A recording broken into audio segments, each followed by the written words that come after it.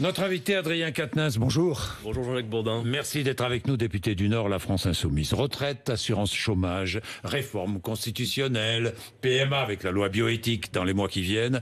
Édouard Philippe va préciser le calendrier tout à l'heure à l'Assemblée nationale, le calendrier de l'acte 2 du quinquennat d'Emmanuel Macron, discours de politique générale. Vous ne voterez pas la confiance? Non, il y a bien peu de chance. Surtout que sur le contenu, on a déjà quelques pistes de ce qui va être annoncé. Non, nous ne voterons contre la confiance. C'est-à-dire que aussi le vote de confiance signifie votre position dans l'hémicycle. Est-ce que vous êtes dans la majorité ou l'opposition? Donc nous renouvellerons notre vote de notre entrée à l'Assemblée. Nous sommes un groupe d'opposition. Mais surtout, regardons le contenu de ce qui va être proposé. Alors moi, j'ai pas encore entendu le discours comme vous, mais on sait quelles sont les pistes. Et on sait que ce qu'on nous présente comme étant... Ce qu'on nous présente comme l'acte 2 du quinquennat de M. Macron, ça va être en réalité plus d'austérité. On nous annonce le durcissement des conditions d'indemnisation chômage, la retraite à 64 ans, la poursuite du gel du SMIC, la poursuite du gel de la rémunération des fonctionnaires. Bref, dorénavant, tout sera comme auparavant, Jean-Jacques Bourdin. Bien, alors on va regarder la réforme des retraites avant la fin de l'année. Ce qu'on en sait, parce qu'encore une fois, on ne sait pas tout, nous verrons. Fin des 42 régimes de retraite existants, avec un système universel en point. Et puis, c'est vrai qu'on garde l'âge légal de départ à 62 ans, d'après ce que l'on sait. Mais on devra travailler jusqu'à 64 ans pour toucher une pension pleine, avec une surcote au-delà de 64 ans pour améliorer sa pension, à condition de continuer à travailler. Voilà en gros ce qu'on sait. Mais oui, on n'en sait pas plus. Donc, du coup, regardons. D'abord, dire une chose. L'essentiel sur la réforme des retraites, qui nous est vendue au-delà de toute la technicité de la retraite par points, dont j'avais déjà eu l'occasion d'expliquer ici qu'en réalité, finalement, c'est le travail sans fin, parce que la retraite par points, vous n'avez pas de visibilité sur quel sera véritablement le montant de votre pension. Vous cumulez des points, et à la fin de votre carrière, en tout cas quand vous avez l'âge normalement légal de partir, 62 ans aujourd'hui, vous regardez quelle est la valeur de vos points, et vous partez en retraite. Mais la réalité, c'est que on saura en permanence où on en est. Mais non, Jean-Jacques Bourdin, parce que... Jean-Jacques Bourdin, non, parce que la valeur du point, vous devez le savoir, et si vous ne le savez pas, je vous le dis, la valeur du point peut être modifiée tout le temps. Donc par définition, vous n'aurez pas de visibilité sur ce qu'est votre pension. Mais surtout, vous dire une chose, le débat sur l'âge légal de départ, dans ces circonstances, est un faux débat. Puisque si l'âge légal reste théorique à 62 ans, mais que tout est fait pour vous pourrir la vie de telle manière que vous êtes obligé de continuer à travailler, vous savez comme moi que si votre pension est une pension de misère, vous allez être incité à continuer. La réalité, c'est que c'est encore une manière de faire une entourloupe et de rallonger l'âge de départ. Et moi, je veux dire que j'ai un souci de fond avec ça. Parce que souvent, ça nous est présenté avec l'argument d'autorité qui consiste à dire « oui, mais on vit plus longtemps, alors va falloir travailler plus longtemps ». La vérité, c'est que l'espérance de vie a augmenté dans ce pays à mesure que la durée du temps de travail, dans la semaine ou dans la vie par l'âge de départ à la retraite, a diminué. Donc, il faut regarder ça de manière extrêmement précise. Et par ailleurs, Jacques Bourdin, moi, je vous mets en garde sur le fait que l'allongement de l'âge de départ à la retraite a un effet sur l'emploi et sur l'aggravation du chômage, aux deux extrémités de la vie active. Jean-Jacques Bourdin, dans ce pays, il y a à peu près 300 000 personnes de 60 ans qui ont leur 40 annuités et qui sont au chômage. 300 000 chômeurs de plus de 60 ans qui ont fait leurs 40 annuités. Ne pensez-vous pas qu'il serait temps pour eux de pouvoir enfin bénéficier de leur droit à la retraite quand à l'autre extrémité du marché de l'emploi, vous avez des jeunes qui peinent à s'insérer? Moi, je pense que sur les retraites, le gouvernement est en panne d'imagination. La réalité, c'est que pour financer la retraite et même la financer à 60 ans, ce que je continue de proposer avec la France Insoumise, nous avons des solutions, notamment par l'augmentation des salaires. Si vous augmentez les salaires de 1%, Jean-Jacques Bourdin, vous avez des cotisations sociales qui augmentent, vous remplissez les caisses, 1% d'augmentation salariale, 2,5 milliards de cotisations. Si vous créez de l'activité, comme nous voulons le faire, par exemple, avec la transition écologique, vous créez 100 000 emplois. Non, mais c'est pas une mince affaire. Non, vous mais créez c'est pas 100 000 une mince affaire, emplois. La transition écologique, tout le monde en parle. Tous les partis ont découvert, sont découverts écologiques. Mais tout le monde en parle. Et c'est bien d'ailleurs que tout le monde en parle, il faut le dire. Moi, je me satisfais de voir que la question climatique est utile. Après, c'est comment on fait concrètement. Le vrai gardien de la transition écologique, c'est Yannick Jadot, ça vous en conviendrez, non? Ah mais attendez, qu'Alone des résultats, qu'Alone des élections, des résultats des élections. Même pas des résultats. En l'occurrence, c'est de ça dont on parle quand vous parlez d'Yannick Jadot aujourd'hui, c'est bien à l'aune du score des Verts. C'est clair que la question climatique a été assez centrale dans cette élection européenne et que par un effet assez mécanique, le vote est allé à ceux qui ont l'antériorité sur le sujet. Ceux qui défendent. Oui, mais alors après la question est véritablement mieux que tous les autres. Ça c'est vous qui l'appréciez. Non, c'est pas moi. Non, je vous pose la question. Mieux que vous, mais mieux, il y a mieux un débat, que les autres. il y a un débat de fond qui a été inaudible dans cette campagne européenne sur la question climatique. Que tout le monde soit écologiste, Jean-Jacques Bourdin, mais vous ne parliez que de référendum, attendez, vous, non, pendant toute la campagne. C'est faux. Pardon ? Jean-Jacques Bourdin, Ah bon ? on va en parler, mais si vous voulez, on va en parler, mais d'abord sur l'écologie. Jean-Jacques Bourdin, nous avons fait 10 mois de campagne programmatique, 500 réunions à travers tout le pays, et vous avez bien peu commenté notre programme et ce que nous disions sur le fond. Et ça n'est pas vrai. C'est notre faute. Attendez, si non, mais attendez, vous me faites le reproche en disant que vous n'avez parlé que de référendum. Je vous dis, ça n'est pas vrai. Nous avons beaucoup parlé dans cette campagne d'écologie. Je termine juste. Pour moi, je vous dis sur la question climatique, le débat de fond qui persiste entre tous ceux qui se prétendent écologistes, c'est-à-dire à peu près tout le monde, vous en conviendrez. Oui, tout le monde. En réalité, c'est peut-on faire l'écologie si la toile de fond reste le libéralisme économique et le productivisme? Et moi, je vous réponds, c'est non. Quand le GIEC nous dit vous avez 12 ans pour changer de modèle économique, tout le monde comprend. Les Verts allemands. Et c'est un point de désaccord entre nous. Jean-Jacques Bourdin, vous pouvez être vous le plus vertueux individuellement. Vous pouvez trier vos déchets, venir à BFM TV en vélo. La réalité, c'est que quand 70% des émissions de gaz à effet de serre sont le fait de 20 multinationales, même si vous, moi et tous les individus sont extrêmement vertueux, c'est bien le système qui est en cause. D'ailleurs, les jeunes qui se mobilisent pour le climat ne s'y trompent pas. Ils ne disent pas, Monsieur Macron, s'il vous plaît, verdissez votre programme. Ils disent changez et changez vite de modèle économique. C'est ça qu'il s'agit de faire. Taxe sur toute l'utilisation d'énergie fossile. Mais taxe sur, on est bien d'accord. Mais taxe sur les poids lourds, taxe sur les avions, le kérosène des avions. On est bien d'accord. Il y a quelques pistes parmi ce que vous proposez, mais supportez que l'écologie ne soit pas punitive. Non, mais vous êtes extraordinaire. Vous dites l'écologie ne doit pas être punitive, mais en même temps, il faut arriver à préserver notre planète. Je vois pas comment vous faites. Eh bien, je vous explique. Parce que personne n'a la solution. Eh bien, là, vous me donnez l'occasion de m'expliquer sur le fond, je le fais. Alors, allez-y. Moi, je prône l'idée que si nous avons 12 ans pour changer de modèle, comme le disent les scientifiques, ni vous ni moi, que je sache, ne sommes scientifiques, alors il faut s'y employer et s'y employer vite. Comme il y a cette question de l'urgence temporelle, je crois, Jean-Jacques Bourdin, que nous n'avons pas le temps d'attendre que les petits ruisseaux fassent de grandes rivières. Par conséquent, il faut des décisions politiques centralisées, passer à la planification écologique, faire la transition agricole, passer d'un modèle d'agriculture intensif en chimie à un modèle agricole intensif en emploi. Et figurez-vous que les brevets existent, les techniques existent. Bien sûr, ça ne répond pas aux injonctions du marché. Si, je pense qu'il faut absolument faire la transition énergétique et que c'est un vivier d'emploi considérable. Bien sûr, ça suppose de changer de modèle. Ça ne peut pas être l'exigence du marché en tout et pour tout. Mais nous pouvons le faire. Et tenez-vous, à mon avis, c'est plus enthousiasmant et plus créateur d'un horizon politique et d'emploi pour notre pays que de faire se poursuivre le modèle de la concurrence libre et non faussée qui nous mène droit dans le mur. Adrien Quatennens, parmi les réformes que le gouvernement va engager, lutte contre le gaspillage et pour l'économie circulaire. Là, j'imagine que vous êtes d'accord. Mais évidemment que c'est une réduction de 50% des déchets, mise en décharge avant 2025 et 100% de plastique recyclé en 2025. Ça, c'est une mesure que vous pourriez voter ? Ce sont des bonnes idées, mais je vous demande de comprendre que, vu l'urgence de la situation et le peu de temps que nous avons pour changer de modèle en profondeur, c'est urgent. Attendez, me faites pas dire ce que je ne dis pas. Vous me demandez est-ce que ces mesures vont dans le bon sens. Je vous réponds oui, ces petites mesures vont dans le bon sens. Mais si nous sommes à l'aune d'une crise climatique qui est déjà commencée de manière considérable, qui nécessite un changement de modèle, vous comprenez que c'est pas en interdisant juste les touillettes et les pailles en plastique qu'on va solutionner le problème. Êtes-vous d'accord, Jean-Jacques Bourdin ? De plastique recyclé en 2025. Êtes-vous d'accord pour qu'on dise par exemple 100% d'énergie renouvelable en 2050 ? Parfois, soyez positif, Adrien Quatennens. Vous pouvez ? Mais Jean-Jacques Bourdin, je suis plus positif et nous sommes plus positifs que tous. Quand je vous propose quand je vous propose de faire la planification écologique, nous proposons un projet qui est ample, qui a un horizon porteur pour toute l'économie du pays. Nous avons un défi à relever. Nous sommes au pied du mur, malgré nos désaccords politiques. Et je vous dis que la France, est-ce que c'est pas positif ça, a toutes les capacités pour mener ce grand projet de bifurcation. Elle peut même ouvrir la voie de ce changement en Europe et même dans le monde. Ce que la France fait, l'Europe le réfléchit, le monde le médite, vous le savez. Et donc nous pouvons faire. Et voilà ce que nous proposons, Jean-Jacques Bourdin, au pays de se lever tous les matins pour répondre à ce défi considérable. Et nous en avons les moyens. Alors ce n'est pas positif ça ? Est-ce que c'est pas plus positif que de poursuivre la concurrence libre et non faussée ? Dites-le moi. Est-ce que vous trouvez qu'Emmanuel Macron, quand il a pour seul projet le fait de faire des économies, c'est un projet qui est positif, ça, Jean-Jacques Bourdin ? Moi, ce que je propose, ça a de l'avenir et ça permet de solder les défis auxquels nous sommes confrontés. Adrien Quatennens, réforme constitutionnelle aussi, avec ce référendum d'initiative populaire que va présenter le Premier ministre, 1/10 des parlementaires, 1 million d'électeurs, pas de référendum sur une mesure promulguée depuis moins de 3 ans ou en cours de discussion au Parlement. Vous demandez le référendum, pas celui-là. Je le sais.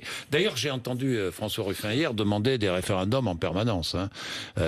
Vous l'avez entendu ? J'étais dans l'hémicycle à ses côtés.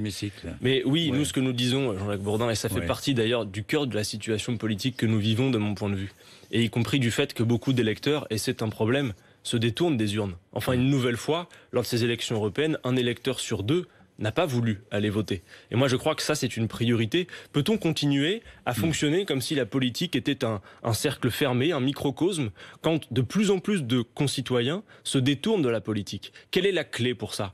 Les gens ont voté en 2005, par exemple, et se sont passionnés pour un scrutin. Ils ont dit non au traité européen, on a appliqué quand même le oui. Supporter que ce genre de blessure laisse des cicatrices profondes dans le pays. Beaucoup de gens aujourd'hui ne voient pas l'utilité de se déplacer aux urnes. Donc, attendez. Oui. La boussole en République doit être la souveraineté populaire. C'est notre boussole.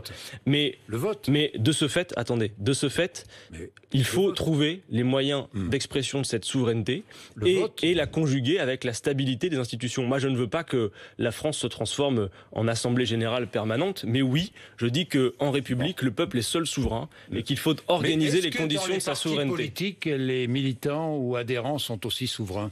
Oui. Alors, moi, je peux vous parler de ce qu'est de la France insoumise. Nous avons créé un mouvement et non pas un parti. Mais pourquoi ? J'ai une question à vous poser, Adrien Quatennens, parce que vous m'en posez, et puis si la réponse de vos combats, vous passez à la suivante. C'est pas ça. Mais non, mais parce que c'est toujours le même sujet, Adrien Quatennens. Puisque le peuple, les adhérents sont souverains dans votre parti, pourquoi ne pas organiser un référendum à propos de Jean-Luc Mélenchon ? Doit-il rester ou doit-il partir ? Mais pourquoi vous voulez faire de la présidence ? Pourquoi voudriez-vous faire de Jean-Luc Mélenchon le cœur du sujet de la situation ? Parce qu'il a été battu, parce que c'est lui qui avait fait la promotion du référendum contre Emmanuel Macron, contre la politique gouvernementale. Moi, je vous pose la question. Oui. Et la question corollaire, pourquoi est-ce que dans ce pays, les leaders qui sont battus à une élection ne s'en vont pas ? Mais Jean-Jacques Bourdin, attendez, je vais vous répondre. Mélenchon doit partir. Je vais vous répondre sur Jean-Luc Mélenchon et la France insoumise. En attendant, est-ce que vous allez demander à M. Macron s'il va partir, lui ? Attendez, Jean-Jacques Bourdin, laissez-moi vous répondre. Ne répondez pas. Non, mais laissez-moi vous répondre. Non, parce que si vous venez de poser la question, quand les responsables politiques sont battus, est-ce qu'ils doivent partir ? Si on applique votre raisonnement, Monsieur Jean-Jacques Bourdin, Macron doit partir séance tenante, parce que vous savez comme moi qu'il s'est lancé dans l'élection européenne, en étant d'ailleurs en éclipsant sa candidate et en étant lui seul le monarque présidentiel sur les affiches, en disant c'est moi qui serai le recours à l'extrême droite. Monsieur Bourdin, Monsieur Macron a organisé sciemment. Attendez. Non. De Jean-Luc Mélenchon.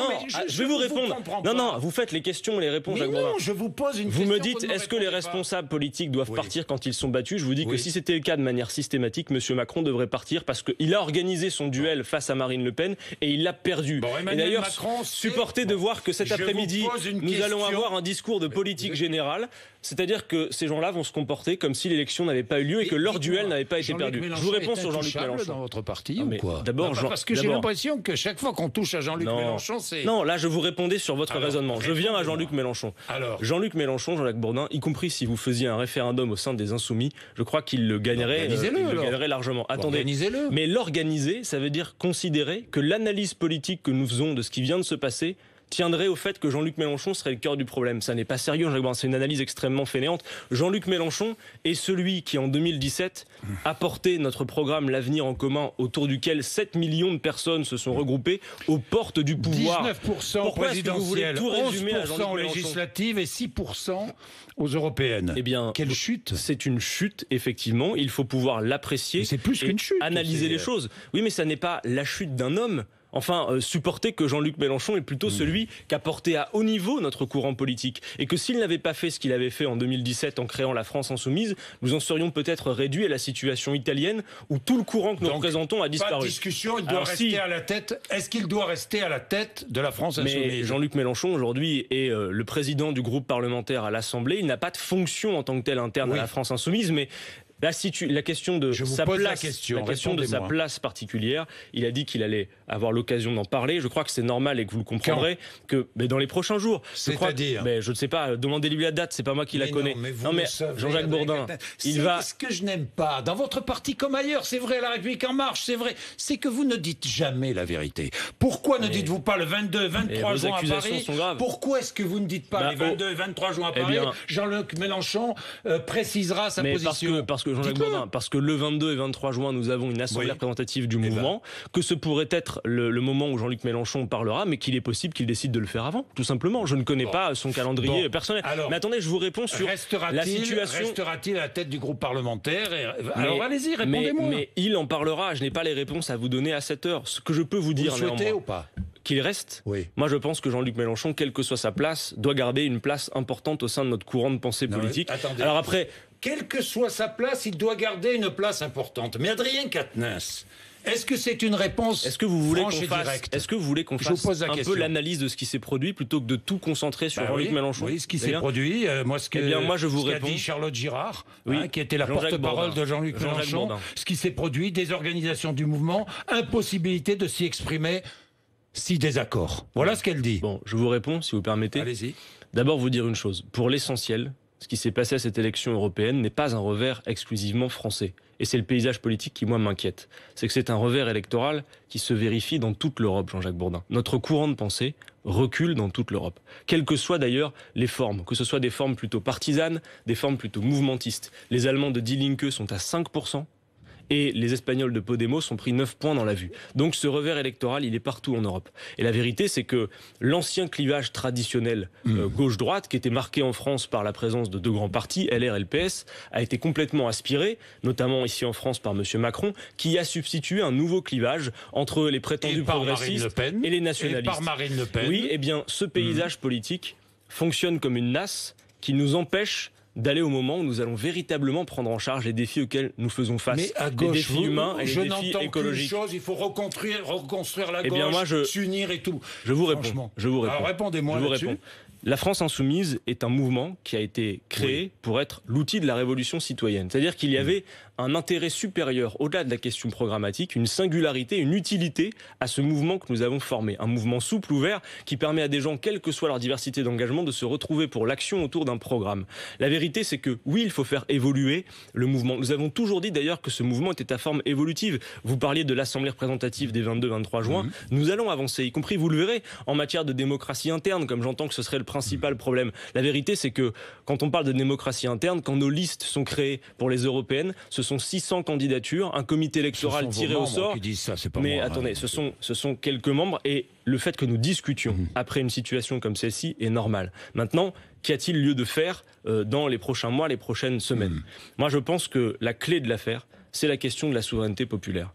Et que notre programme de transformation écologique... Écoutez, quel est le paysage politique? Je vous l'ai dit, il y a un électeur sur 2 qui s'abstient durablement de la politique. Il y a aussi des gens qui sont en colère, moi je le vois particulièrement dans le Nord, qui ont intériorisé le fait que l'expression de la colère devait aller à l'extrême droite, parce que finalement ce serait le vote coup de pied aux fesses pour tout le système politique. La vérité, c'est qu'en votant pour l'extrême droite, souvent ils ignorent, quand on discute avec eux, qu'ils votent pour des gens... Beaucoup de gilets jaunes votaient pour l'extrême droite. D'après ce qu'on en croit, une proportion significative. Mais pourquoi? Parce que notamment les sondages et cet effet médiatique... Convaincu. Et aussi, peut-être, parce que cet effet médiatique qu'il y a eu du duel prétendu, qui est en fait un duo entre le système Macron et son assurance vie Le Pen, eh bien, a fonctionné à plein régime et qu'à la fin, c'est vrai, essentiellement, les gens ont cru que pour battre Macron, il faudrait voter pour Le Pen. La vérité, c'est que ce faisant, ils votent pour des gens qui sont contre l'augmentation du SMIC, qui sont pour que nous travaillions plus longtemps. Est-ce que ceux qui m'écoutent et qui ont par colère voter pour Madame Le Pen savent qu'en le faisant, ils votent pour quelqu'un qui veut qu'il travaille davantage, qui veut que le SMIC ne soit pas augmenté? Non, souvent, ils ne le savent pas. Donc, charge à nous de faire la démonstration que la colère est légitime. Vous ne leur avez pas suffisamment dit pendant la campagne. Mais Jean-Jacques Bourdin, nous avons passé 10 mois de campagne sur le fond à essayer de convaincre, dans une adversité généralisée. Est-ce que moi, je veux bien qu'on fasse... Vous savez, j'ai fait l'autocritique de notre mouvement. Est-ce qu'on peut faire un peu l'autocritique aussi de ce qui s'est produit en termes de finalement ce que la sphère médiatico-politique a donné à voir de cette campagne? Nous avons fait 10 mois de campagne sur le fond, des initiatives originales, nous avons des initiatives concrètes pour gagner des combats avec les gens dans les quartiers. Et la vérité, c'est qu'on a pu parler de rien et qu'on a fait face à une adversité particulière. Enfin, Jean-Jacques Bourdin, quand nous avons soutenu le mouvement des Gilets jaunes, pas pour en faire une boutique électorale, parce que ce mouvement dit quelque chose de la société, ses revendications sont justes. Et ce qui s'est produit national qui en a fait une boutique oui, électorale. parce qu'a été organisé ce faux duel qui n'en est pas un entre l'extrême droite et l'extrême marché. Mais surtout, pendant la campagne, nous avons été tantôt repeints de violents, tantôt repeints de prétendus antisémites, alors que nous sommes des républicains antiracistes conséquents. Donc vous voyez quand même qu'il y a un traitement qui nous est réservé. Quand il y a la moindre défection à la France insoumise, cataclysme médiatique. Par contre, quand nous créons nos listes avec un comité électoral tiré au sort, vous ne demandez jamais de compte à la République En Marche sur comment fonctionne la démocratie interne, ni à d'autres forces politiques. Donc moi, je veux bien entendre, et bien évidemment que la discussion est salutaire, qu'il faut faire évoluer notre mouvement, mais il faut le tourner vers l'extérieur. Parce que l'urgence politique ne se situe pas à l'intérieur des boutiques et des partis, mais dans les quartiers avec la population qui se détourne durablement de la politique. Et c'est elle la clé pour changer le paysage politique. Vous serez candidat à Lille, au municipal ? Laissez-moi encore quelques semaines pour savoir si je propose ma candidature. La vérité, c'est que moi, je regarde tout ça avec beaucoup d'intérêt. Vous pourriez ? Je me pose la question de savoir quelle est l'utilité de mon action dans les prochaines semaines. Plusieurs choses m'intéressent. Je me pose véritablement, Jacques Bourdin, et sans langue de bois, la question de quelle est mon utilité, comment je peux être utile à ma famille politique dans les prochaines semaines. Laissez-nous le temps d'analyser tout ça et de vous faire quelques annonces dans les prochaines semaines. Bien, merci Adrien. Merci à vous. Merci, 8h54.